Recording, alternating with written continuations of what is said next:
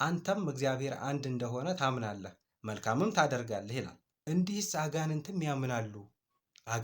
ያምናሉ ይንቀጠቀጣሉም ይላል። በስመ አብ ወወልድ ወመንፈስ ቅዱስ አሐዱ አምላክ አሜን። የእግዚአብሔር ቤተሰቦች፣ እመቤታችን የቅድስት ድንግል ማርያም ወዳጆች፣ የቅዱሳን ባለሟሎች በኃያሉ በአምላካችን በእግዚአብሔር ሰላም እንደምን ሰነበታችሁ? እንደምን ከረማችሁ? አሜን። እግዚአብሔር አምላካችን ሰላም በያላችሁበት ይብዛላችሁ። አንዳንድ ወገኖቻችን እምነት ብቻ ያድናል፣ ስራ አያስፈልገንም። በዚህ በአዲስ ኪዳን ክርስቶስ ኢየሱስ ወደዚህ ምድር መጥቶ ከተወለደ በኋላ ተወልዶ በዕፀ መስቀል ላይ ተሰቅሎ የቤዛነት ስራ ከሰራልን በኋላ የምንድነው በእኛ ስራ በእኛ ትሩፋት ሳይሆን ክርስቶስ ኢየሱስ በከፈለልን የደም ዋጋ ነው ብሎ የሚናገሩ ወገኖቻችን እንሰማቸዋለን።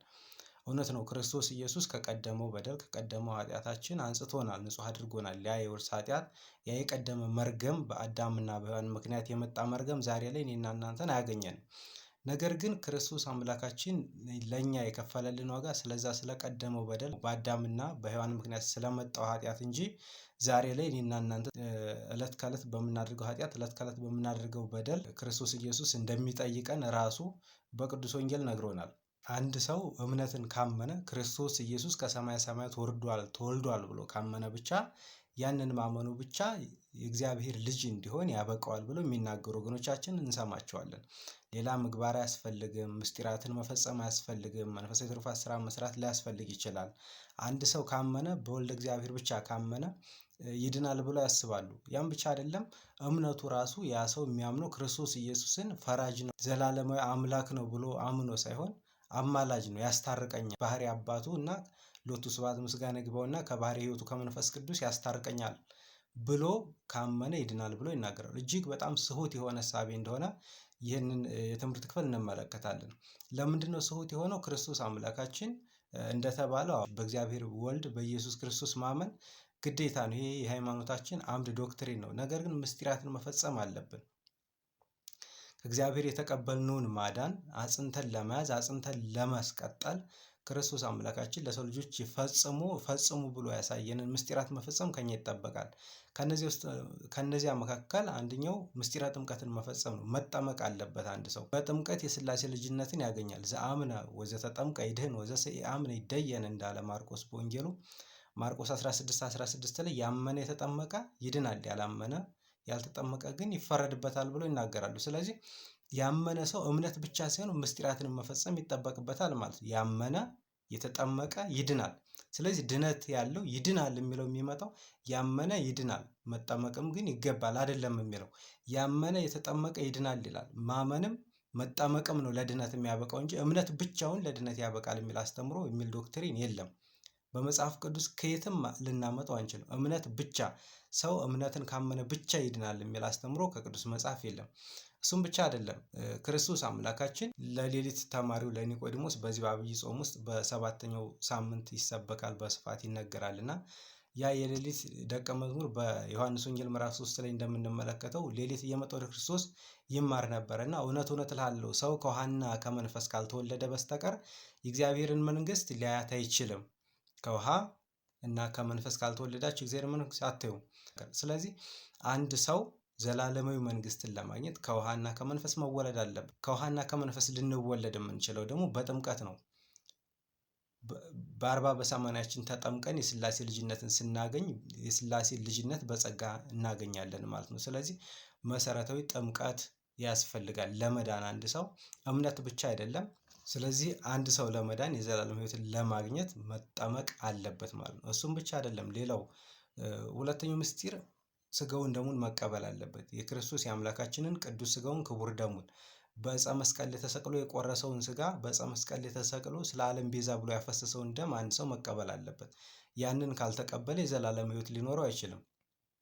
ለዛም ነው ክርስቶስ አምላካችን በዮሐንስ ወንጌል ምዕራፍ 6 ከቁጥር 50 ጀምረን ስንመለከት ስለ ዘላለማዊ ሕይወት ስለሚያሰጥ ቅዱስ ስጋና ክቡር ደም ሲናገር የሰውን ልጅ ስጋ ካልበላችሁ የሰውን ልጅን ደም ካልጠጣችሁ የዘላለም ሕይወት የላችሁም ብሎ ይናገራል። ስጋዬን የበላ ደሜን የጠጣ የዘላለም ሕይወት አለው፣ እኔም በመጨረሻው ሰዓት አስነሳዋለሁ ብሎ ይናገራል። ክርስቶስ አምላካችን ያንን ለሰው ልጅ የሰጠውን ዘላለማዊ ስጋና ደም ካልተቀበልን ካልበላን ካልጠጣን የዘላለም ሕይወት ሊኖረን አይችልም። ስጋዬን የሚበላ ደሜን የሚጠጣ እኔ በሱ እኖራለሁ እርሱም በእኔ ይኖራል ብሎ ይናገራል ክርስቶስ አምላካችን። ስለዚህ የክርስቶስ የአምላካችንን ቅዱስ ስጋውን ክቡር ደሙን መቀበል ክርስቶስ በእኛ ውስጥ እንዲያድር ይሆናል። ክርስቶስ በእኛ ውስጥ ካለ ደግሞ ዘላለማዊ መንግስትን እናገኛለን። አንዳንድ ወገኖቻችን የክርስቶስ የአምላካችን ቅዱስ ስጋው ክቡር ደግሞ መታሰቢያ ነው ብሎ የሚናገሩ ወገኖቻችን እንሰማቸዋለን። እሱም እጅግ በጣም ስሁት የሆነ አስተሳሰብ ነው። ምክንያቱም ክርስቶስ አምላካችን ስጋዬን ካልበላችሁ ደሜን ካልጠጣችሁ የዘላለም ሕይወት የላችሁም ብሎ ነው እንጂ የተናገረው ይህንን መታሰቢያ ካላደረጋችሁ ሕይወት የላችሁም ብሎ አይደለም የተናገረው። ስለዚህ አንድ ሰው የዘላለም ሕይወትን ለማግኘት የክርስቶስ የኢየሱስን ስጋ መብላት መጠጣት አለበት። ያንን ሲበላ ሲጠጣ በንጽህና ሆኖ ንጹህ ሆኖ የክርስቶስን ስጋና ደም ሲቀበል የዘላለም ሕይወትን ያገኛል ማለት ነው።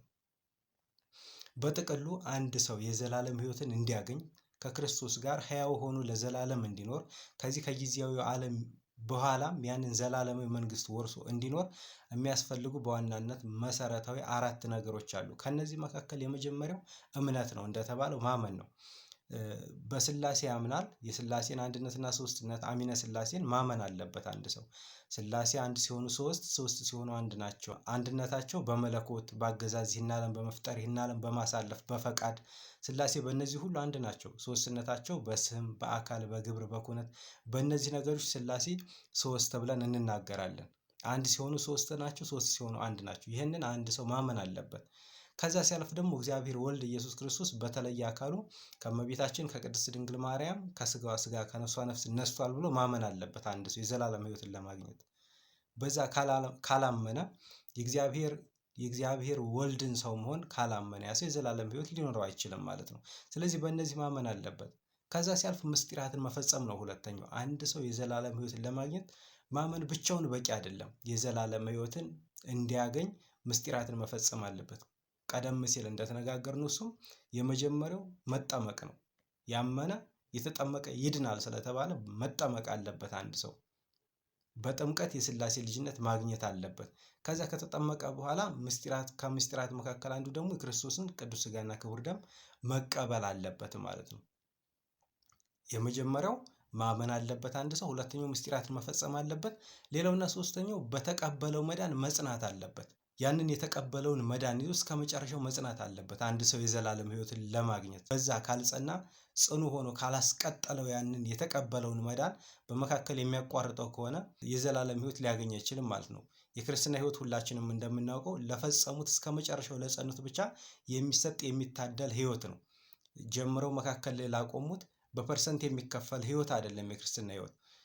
ይሁዳን ብንመለከት ከክርስቶስ ጋር ያን ያክል ዓመት ኖሮ ክርስቶስ ሊሰቀል 2 ቀን ሲቀረው ክርስቶስን አሳልፎ በመስጠቱ በመጨረሻ አጨራረሱ አፈጻጸሙ ሳያምር ቀርቷል። አያችሁ፣ ሌሎችንም ብንመለከት ልክ እንደዚሁ መተው በስተመጨረሻ የሚወጡ ከሆነ አልጨረሱም ማለት ነው። ለእነዚያ ሰዎች የዘላለም ሕይወት ሊያገኙ አይችሉም።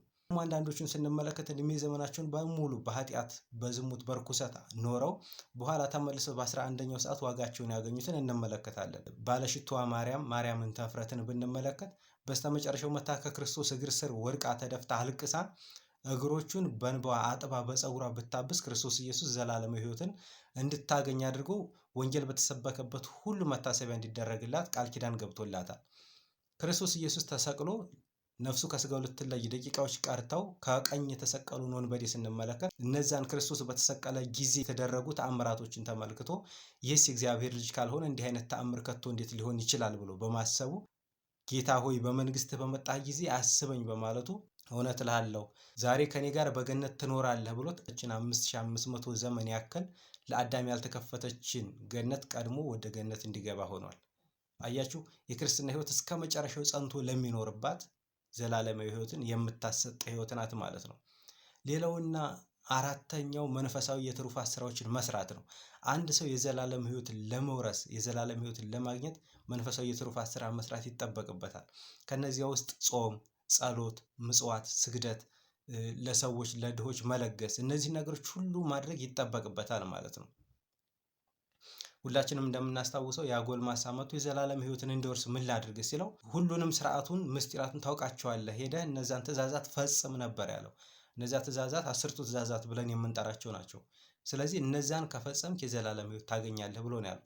መጨረሻ ላይ ግን ፍጹም ልትሆን ብትወድ ያለን ሁሉ ሸጠህ ለድሆች ስጥና መጥተህ ተከተለኝ በሰማይ መዝገብ ታገኛለህ ሲለው እንመለከት። የዘላለም ሕይወትን ለማግኘት አንድ ሰው እነዚህን 4 ነገሮች መፈጸም አለበት። እነዚህን ካላደረገ የሰማይ አባቴን ፈቃድ የሚፈጽም እንጂ ጌታ ሆይ የሚለኝ ሁሉ የዘላለም ሕይወትን የሚያገኝ የሚወርስ አይምሰላችሁ ብሎ ክርስቶስ አምላካችን ይናገራል። ስለዚህ ማመን አለበት።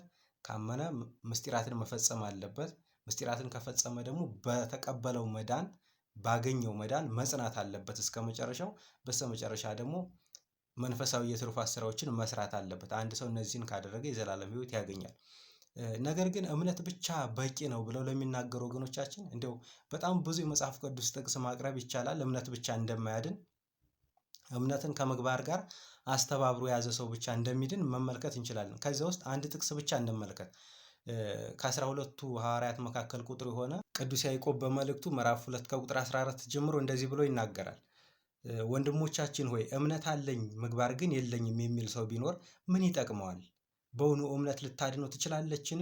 ከወንድሞቻችን ወይም ከእህቶቻችን የታረዙ ወይም የዕለት ምግብ ያጡ ቢኖሩ ከእናንተም አንዱ በሰላም ሂዱ እሳትንም ሙቁ ትጠግባላችሁም ቢላቸው ለችግራችሁ የሚሹትን ባይሰጣችሁ ምን ይጠቅማቸዋል? እንዲሁ ስራ የሌለው እምነት ቢኖር በራሱ የሞተ ነው ብሎ ይናገራል። አሁንም ይቀጥላል ይህ ሐዋርያ። ነገር ግን አንድ ሰው አንተ እምነት አለህ፣ እኔም መልካም ስራ አለኝ፣ እስቲ ሃይማኖትን ከስራ ለይተህ አሳየኝ፣ እኔም እምነቴን በስራ ያሳይሃለሁ ይላል። አንተም እግዚአብሔር አንድ እንደሆነ ታምናለህ፣ መልካምም ታደርጋለህ ይላል። እንዲህስ አጋንንትም ያምናሉ ይንቀጠቀጣሉም ይላል። አሁንም ይቀጥላል። አጋንንት እየተንቀጠቀጡ እግዚአብሔርን ያምናሉ።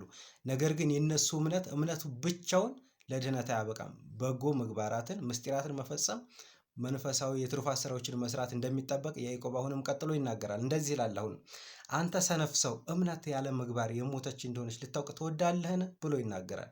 ይቀጥላል። አሁንም አባታችን አብርሃም ልጁን ይስሐቅን ወደ መሠዊያ ባቀረበ ጊዜ በስራው የጸደቀ አይደለምን?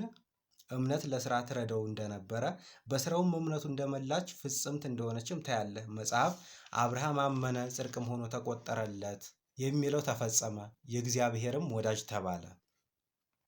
ሰው በስራ እንደሚጸድቅ በእምነት ብቻም እንዳይደለ ታያለህ ይላል። ልብ በሉ፣ ሰው በስራም ጭምር እንጂ በእምነት ብቻ እንደማይጸድቅ ትመለከታለህ፣ ታያለህ ብሎ ይናገራል። እንዲሁ ዘማይቱ ረዓብ ደግሞ ጎብኚዎችን ተቀብላ በሌላ መንገድ ባወጣቻቸው ጊዜ በስራ አልጸደቀችምን? ከነፍስ የተለየ ስጋ የሞተ እንደሆነ ሁሉ እንዲሁ ደግሞ ከስራ የተለየ እምነት የሞተ ነው ብሎ ያዕቆብ በመልእክቱ ይናገራል። አያችሁ ክርስቲያኖች፣ እምነት ብቻ አለኝ ብለን በእምነታችን ብቻ መዳን አንችልም። መንፈሳዊ የትሩፋት ስራዎችን መስራት ከኛ ይጠበቃል። ያንን ካላደረግን አምናለሁ ብንል ከአጋንንት አልተለየንም። አንተ ታምናለህ አለ። አዎ እሱን መልካም አደረግክ፣ እግዚአብሔርን ማመን። ነገር ግን አጋንንትም ያምናሉ ይንቀጠቀጣሉ ይላል። ስለዚህ አንድ ሰው እምነት ብቻ ያድነኛል ብሎ የሚያስብ ከሆነ ከአጋንንት አልተናነሰም ማለት ነው። ልክ እንደ አጋንንት ያምናል፣ በጎ ምግባር ከሌለው ጥምቀት ያድነኛል ብሎ ካላሰበ፣ የክርስቶስ ስጋና ደም ዘላለማዊ ሕይወትን ያሰጠኛል ብሎ ካላሰበ፣ መንፈሳዊ የትሩፋት ስራዎችን መስራት ካላዘወተረ ሰው ድህነት ሊኖረው አይችልም። ክርስቶስ አምላካችን እኮ በስተመጨረሻው ሰዓት ሲመጣ ታምናላችሁ ብሎ አይደለም የሚጠይቀን።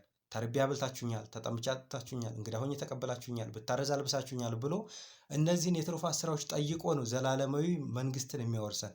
አያችሁ፣ ከነዚህ ከታናናሾቹ ለአንዱ የምናደርገው ነገር በመጨረሻው ሰዓት ለህይወት ለድህነት ያበቃናል ማለት ነው። ስለዚህ እምነት ብቻ ሳይሆን እምነትን ከምግባር ጋር አስተባብሮ የያዘ ምስጢራትን የፈጸመ የትሩፋት ስራዎችን እየሰራ የኖረ ሰው ለዘላለማዊ ህይወት ለድህነት የበቃ ነው ማለት ነው።